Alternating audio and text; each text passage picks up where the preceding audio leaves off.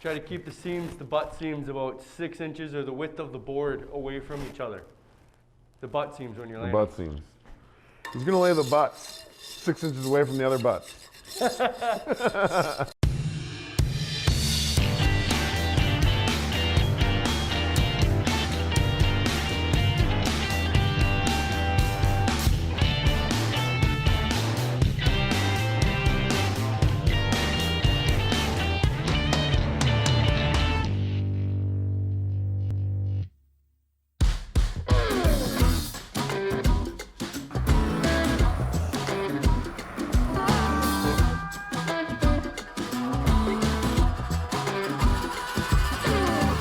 Hey, what's up? It's Brandon with North Construction, and we are on site at a commercial project that we're doing a tenant fit up, and we're in their back storage space that we're going to be installing some carpet tile. So Chad right now is just giving the space a quick little scrape to make sure all the irregular surfaces are removed, and it's prepped and ready for the carpet tile to go down.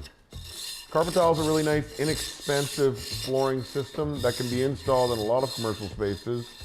And in this particular space, it's perfect because carpet tile is a really good product for reducing sound in an office space or in a commercial space. So in this space, there was a few low spots that Chad came in and prepped before. Different methods of prep. You can use a self-leveler, you can use a skim patch. In this scenario, we used a skim patch so that we could lay down our carpet tile very quickly, whereas with the self-leveler, you need to wait for it to outgas so that you can put the material down. The downside with the skim patch is that you've got to go over the surface and hit out your highs and lows. It really depends on the skill of the troweler. What size trowel do you need to use for this? It's a Richards number 25, which is a Number 25. the carpet tile call for number 25, which is a 16th. That's the other way 32, around. 16, 32. Yeah. U-notch. U-notch. And how are you going to spread it out? I mean, we'll pick our longest and straightest wall and measure off of that. Technically, I mean, if you're gonna do it in a big area, you're gonna mark the room off in half. Yeah, you're gonna split it. But we're gonna start off the long wall. Yeah.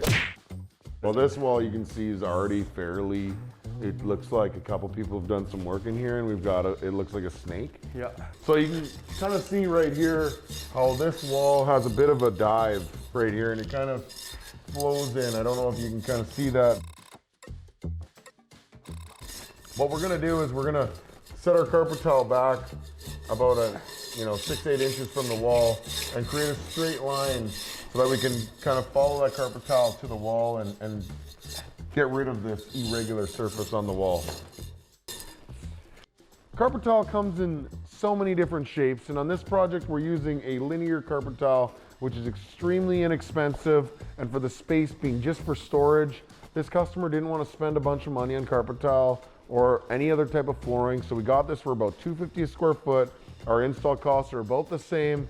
It's almost like a plank, and it's a linear material, and each piece is the same dimension, but each piece is different. So if you look at this piece of flooring, you can see that they're both different. So no matter what, they'll never match up. And then we're gonna lay them in a random staggered pattern so that the seams never line up. Once the space has been prepped and cleaned up, Chad's gonna take this trowel, which is a number 25, recommended by the carpet manufacturer, which is essentially a 32nd, 16, 32nd U-shaped trowel. Bunch of little U's there. So he's gonna take this trowel and he's gonna fully glue out this entire space. So with this glue that we're using right here, this is a pressure sensitive glue. And so what happens is that after we've troweled it on the ground, you can reactivate this glue by heating it up with a torch. And obviously if you heat up carpet tile with a torch, it's gonna melt the carpet tile. But if it's already damaged, it's okay. You heat it up, you get a little corner of a file underneath it, and you pull that damaged tile up and you can fix it. So in this space, the customer is gonna be working on cell phone repairs and that kind of stuff. And this carpet material has actually got a static reduction quality inside of it so that it helps reduce the static electricity so that if you have somebody working on cell phones or any type of electronics, you're avoiding unnecessarily damaging those pieces of equipment. There's a lot more to a product than you would think.